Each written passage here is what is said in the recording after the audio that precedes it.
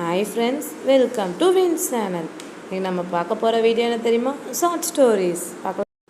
ஒரு நாள் ஒரு அழகிய பசுமையான ஆத்தங்கரை ஓரம் 2 குட்டி பொண்ணுங்க ரியா டியா இருவரும் பந்து விளையாடி கொண்டிருந்தனர்.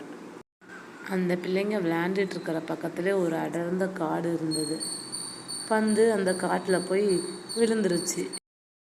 அந்த காடு ஒரு அடர்ந்த காடு. பிள்ளைங்க பந்து மேலே இருக்க ஒரு ஆசையில் காட்டுக்குள்ளே வந்துட்டாங்க. காட்டில் தேடிக்கிட்டே இருக்காங்க ஒவ்வொரு இடமா. பந்து கிடைக்கல. ஒரு குதிரையை பார்த்த உடனே பயந்து வேகமாக ஓடுறாங்க. வந்த வழியையும் மறந்துட்டாங்க. நேரம் ஆக ஆக பிள்ளைகளை காணும்னு பெற்றவங்க தவிச்சும் போயிட்டாங்க, பயந்தும் போயிட்டாங்க. என்ன செய்யன்னு தெரியாமல் பெற்றவங்க போலீஸ்கிட்ட கால் பண்ணி நடந்த எல்லாத்தையும் சொல்லிட்டாங்க. பிள்ளைங்க இந்த மாதிரி இந்த நேரத்தில் விளையாட போனாங்க, இன்னும் வரல, என்ன செய்ய என்னன்னு போலீஸ்கிட்ட கம்ப்ளைண்ட் பண்ணுறாங்க. ஆனால் அந்த பிள்ளைங்களும் காட்டில் பயந்து போய் ஒவ்வொரு இடமா எந்த இடத்துலேருந்து வந்தோன்னு தேடுறாங்க, ஓடுறாங்க.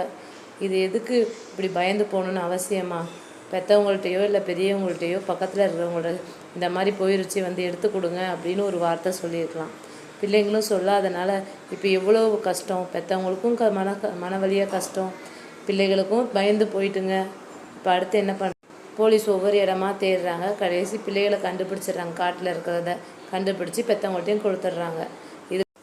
இந்த வயசில் பிள்ளைகள் பெற்றவங்களோ பெரியவங்களோட உதவி கேட்டிருக்கணும். கேட்டு நம்ம பெற்றவங்கள்ட்ட எதோ ஷேர் பண்ண முடியுதோ அது நல்ல விஷயம், அதை நம்ம பண்ணலாம். ஷேர் பண்ண முடியாமல் மறைக்கிறோன்னு நினச்சா அதான் இருக்கிறதுலே மோசமான விஷயம். அதை நம்ம செய்யக்கூடாது என்றைக்குமே.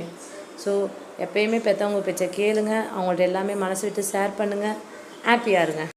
இந்த ஷார்ட் ஸ்டோரி பிடிச்சிருந்தா லைக் பண்ணுங்கள், மறக்காமல் சப்ஸ்கிரைப் பண்ணுங்கள். தேங்க்யூ.